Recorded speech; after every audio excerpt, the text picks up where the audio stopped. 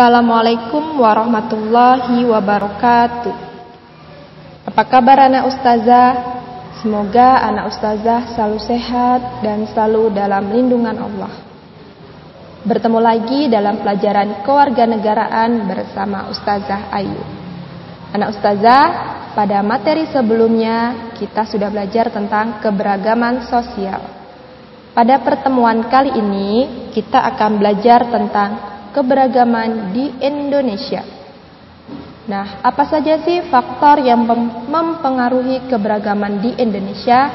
Yang pertama adalah agama. Kenapa agama? Hal ini terjadi karena letak Indonesia yang cukup strategis, sehingga agama mudah masuk di Indonesia.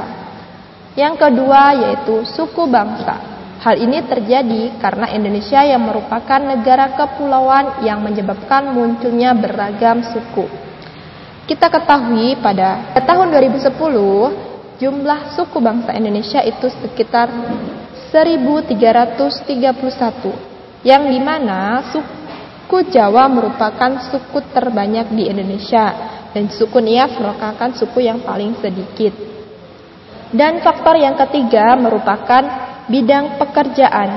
Hal ini terjadi karena kondisi alam, di mana kondisi Indonesia berupa dataran rendah dan dataran tinggi, dan juga kebutuhan manusia di Indonesia. Baiklah anak ustazah, karena banyaknya keberagaman agama, suku bangsa, dan pekerjaan merupakan kekayaan bagi bangsa Indonesia, sikap yang perlu dikembangkan adalah menghormati dan menghargai keberagaman bangsa Indonesia. Apa saja sih contoh sikap yang dapat dilakukan dalam menjaga keberagaman? Yang pertama, berteman tanpa membeda-bedakan suku dan agama. Yang kedua, menghormati teman yang sedang beribadah. Yang ketiga, tidak mengejek teman karena logat bahasa yang berbeda. Yang keempat, menghormati setiap pekerjaan yang kita temui.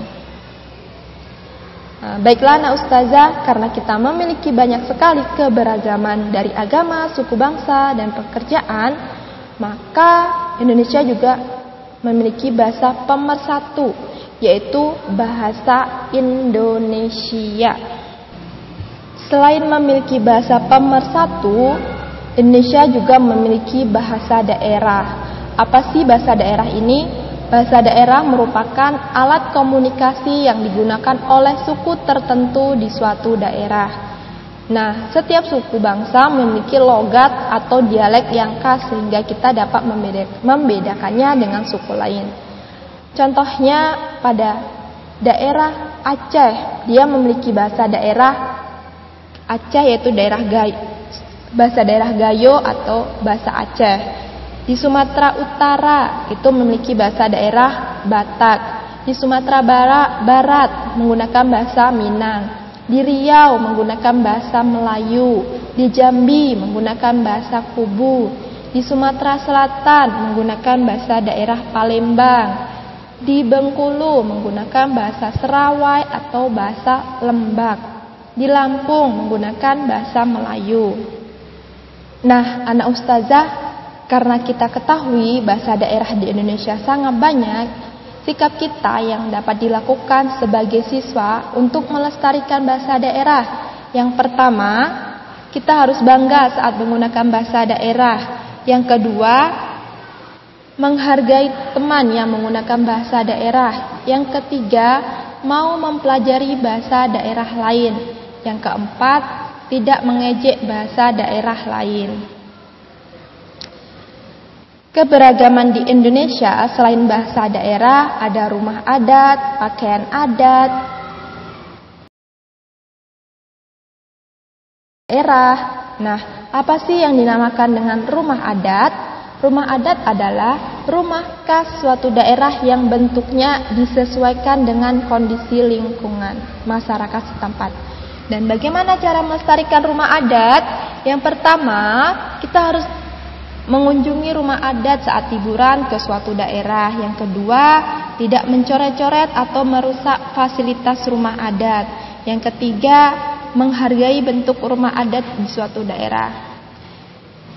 keberagaman yang selanjutnya yaitu keberagaman pakaian adat. Nah, pakaian adat ini biasanya digunakan oleh masyarakat saat acara tertentu, misalnya pada pesta adat atau pesta pernikahan.